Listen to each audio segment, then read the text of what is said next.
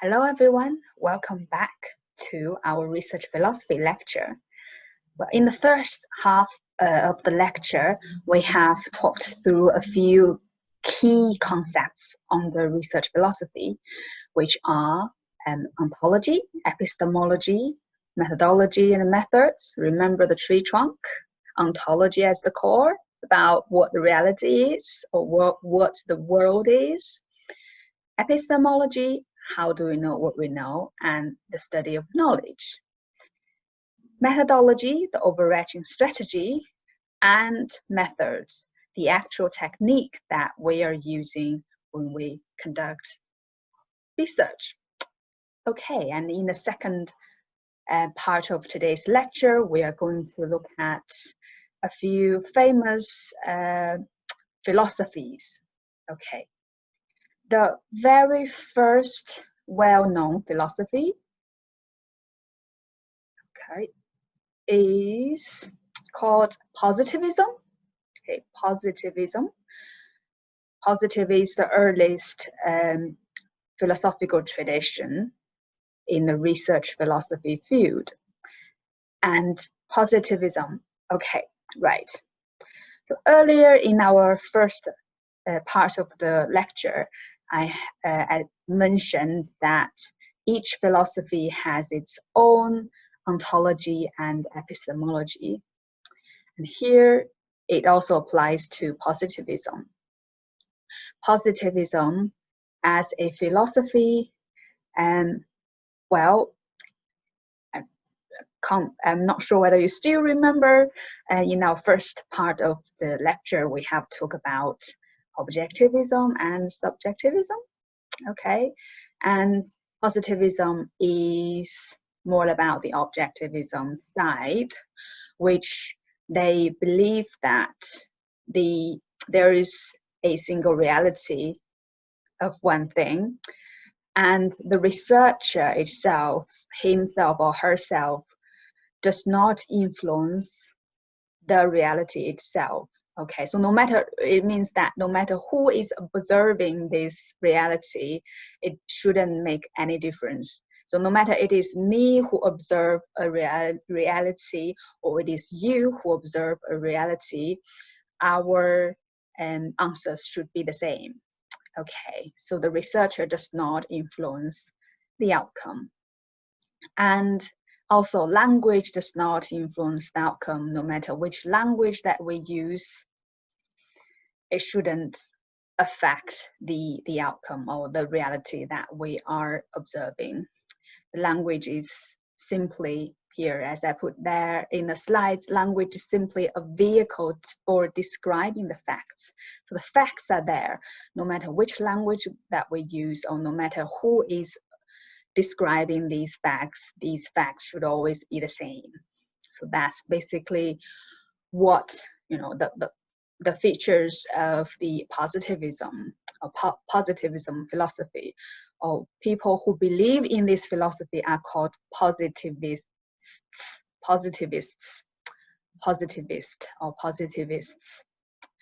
Okay, so for positivism philosophy, usually we have a hypothesis related to this philosophy. So we have a certain assumption. So we call it hypothesis, and we have this hypothesis before we start to test whether our hypothesis is correct or not. So let's say you may want to do a questionnaire.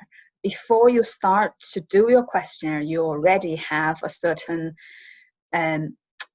hypothesis with you. You assume that you may get this result or that result. That's how you actually design the questions. If you're familiar with questionnaire, most of the questions, we do have an answer, isn't it? So like answer A is,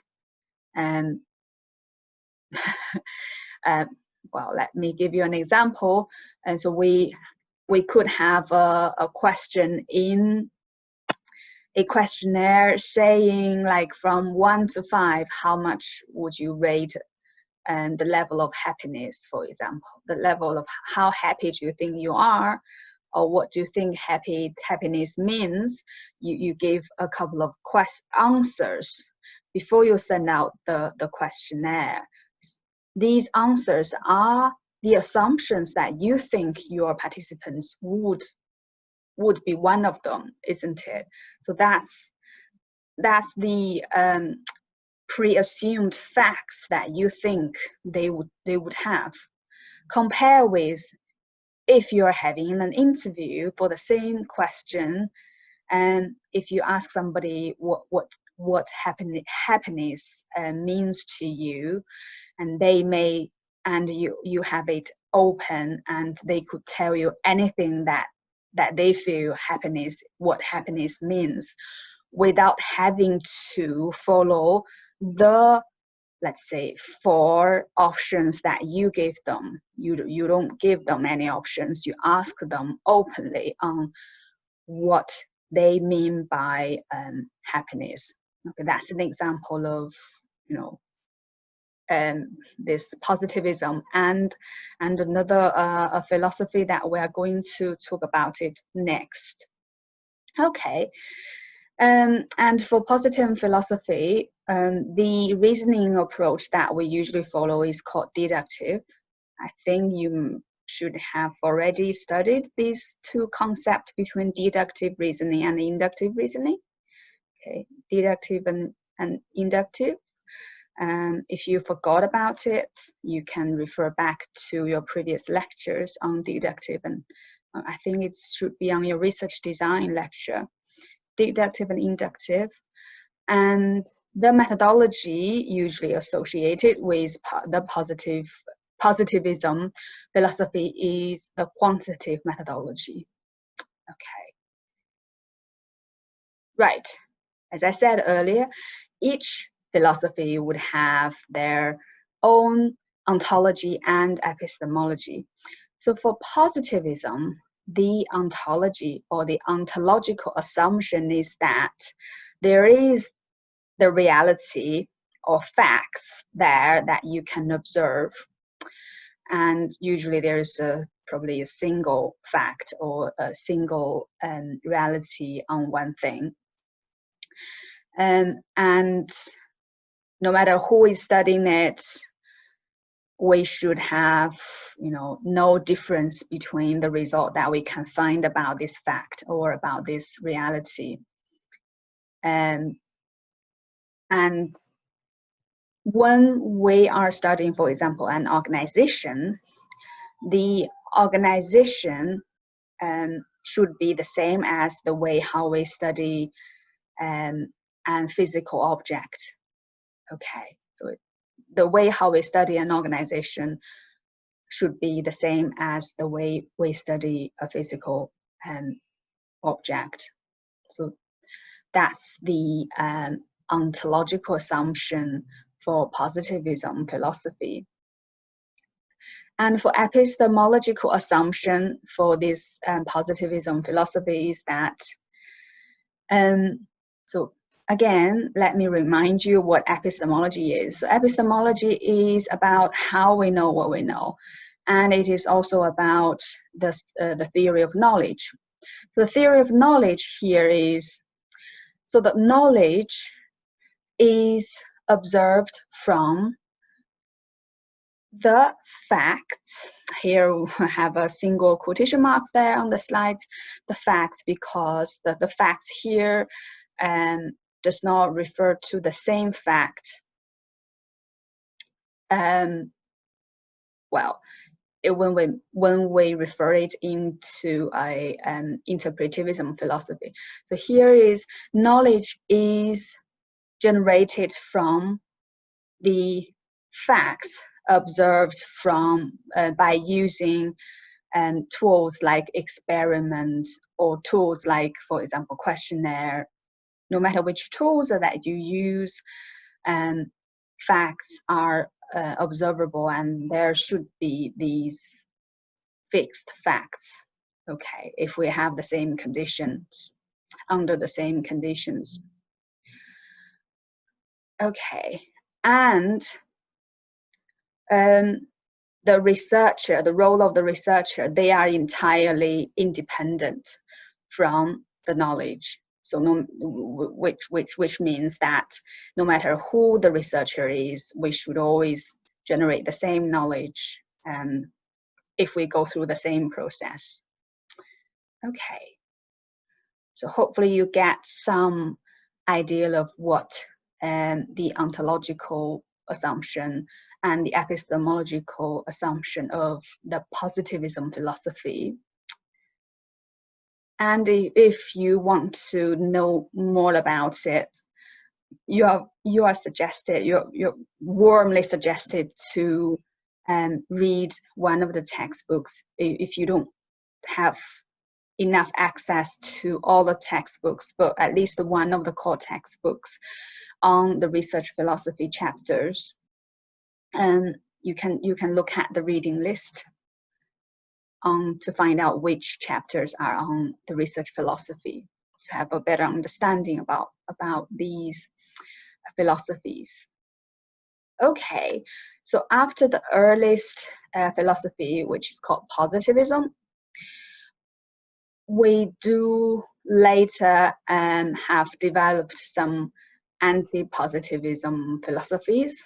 And in today's lecture, I'm going to introduce two of the anti-positivism philosophies. One is interpretivism, the other one is critical realism. So first thing first, what the anti-positivists believe. So why there were the anti-positivism philosophy derives.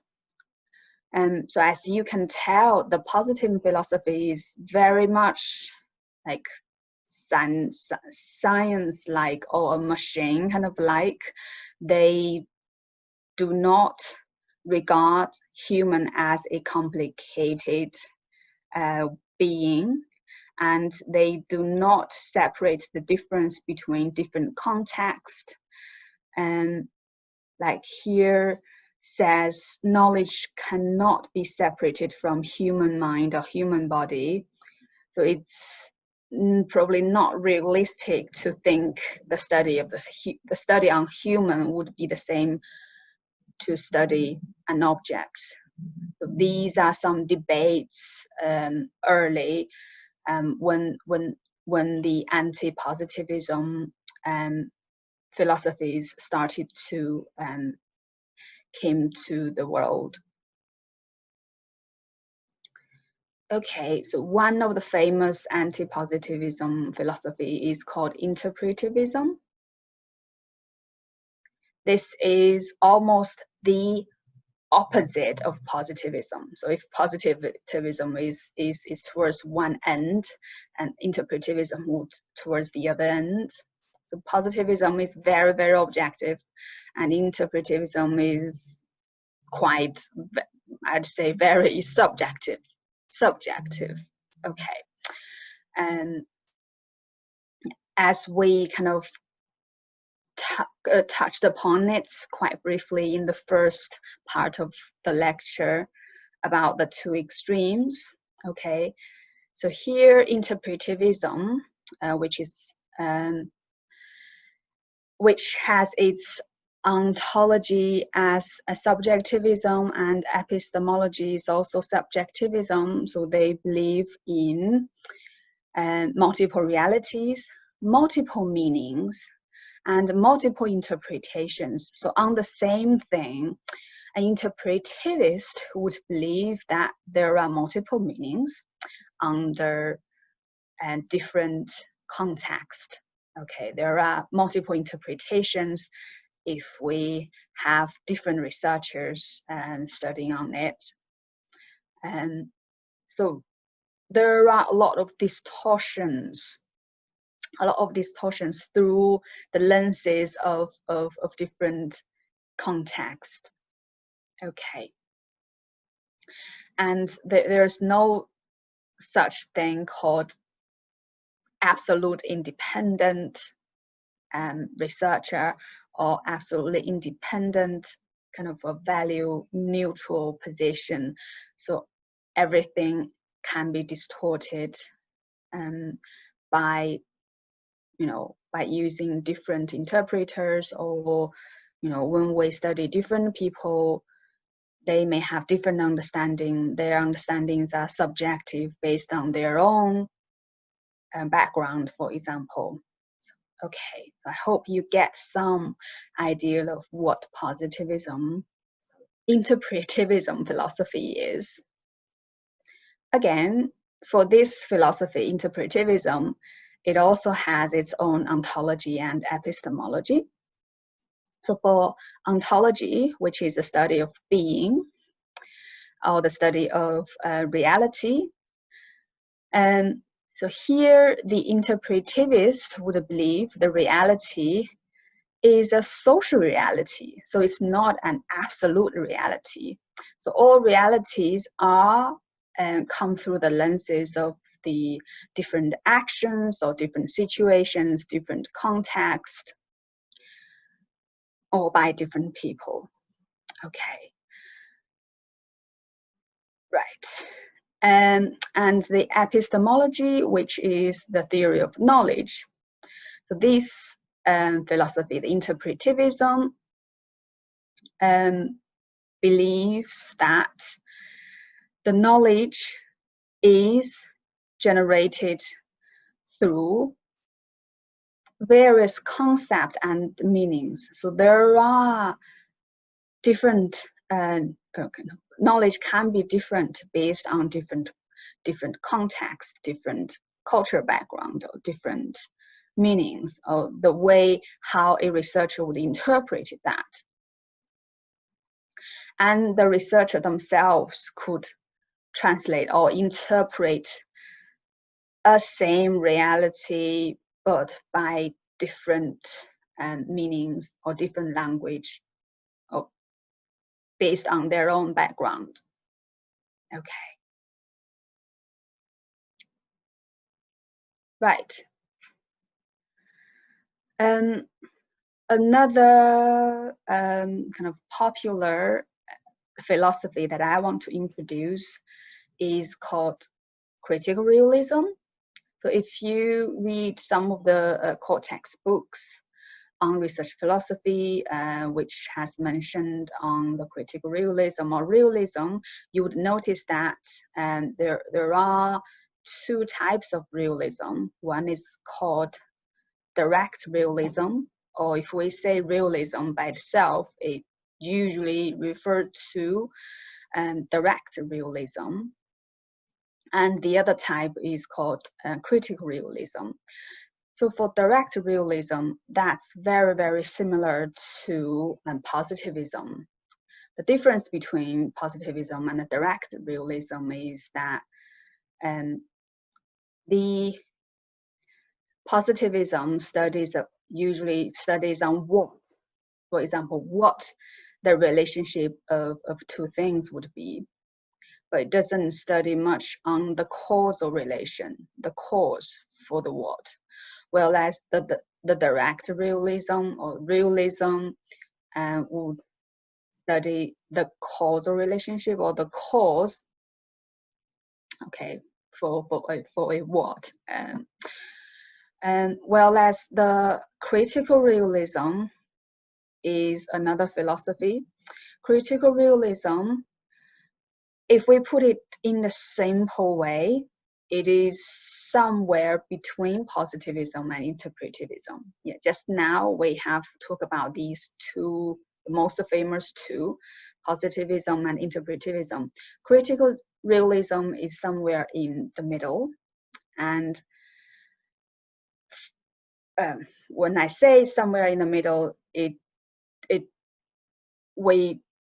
only for you to understand in a simple way, but it is itself is an independent philosophy. It has its own ontology and epistemology. Okay, so why I'm saying it is in the middle, the critical realism is in the middle between a positivism and interpretivism.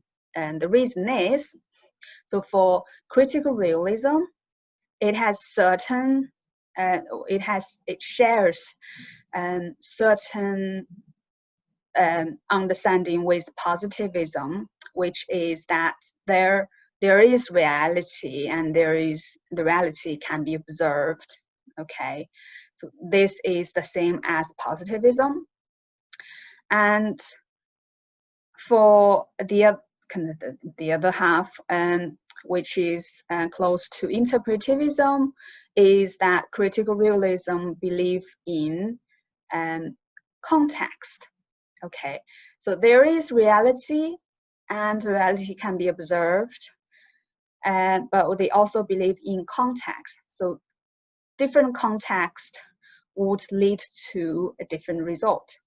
Okay, so it's so this critical realism shares this part from the positivism philosophy, and also shares this part from the interpretivism philosophy. So it's somewhat in the middle. Hopefully, this kind of simplifies your understanding of this philosophy. And if you want to know more, of course, read more on it. But here I try to for the lecture, I try to start this seed planting process in your mind, so you are aware of these concepts. And if you want to go to more in-depth understanding, please read more. And we have a lot on the reading list for you to discover. Okay, and for this slide, it is designed to it is designed for those more advanced learners on research philosophy. If you already knew all the previous research philosophies that I have mentioned today, you are welcome to, follow up on these ones listed on this slide. If you're interested in any one of these, feel free to dig more on it. And I'm not going to talk any detail about these, because the ones listed here are not that popular with our students from our experience.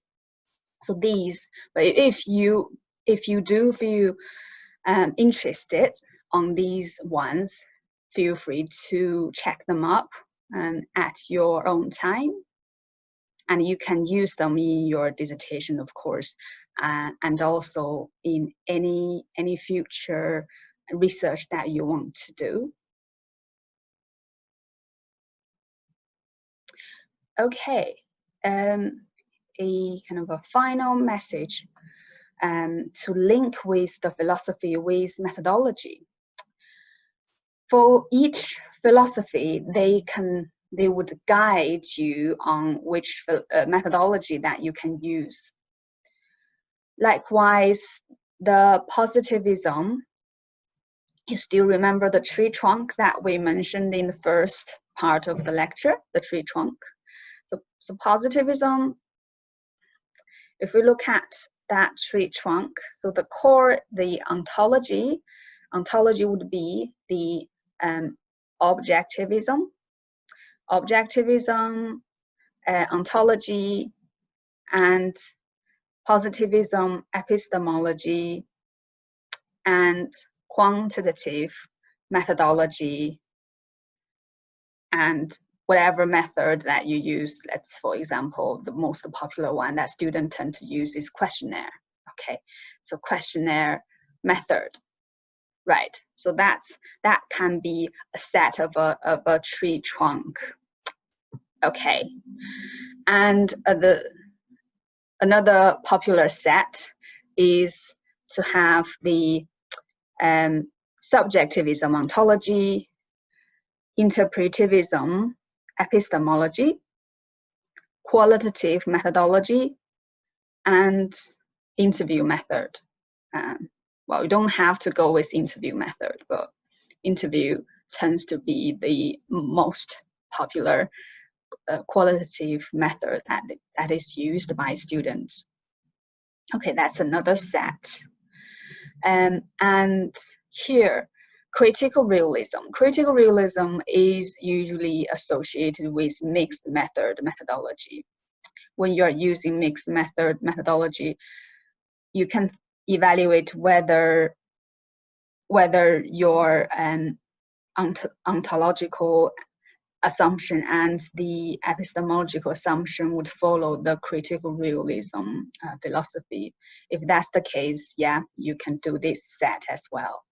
The third set is not as popular as the first two. The first two sets are the most popular kind of routes chosen by previous students.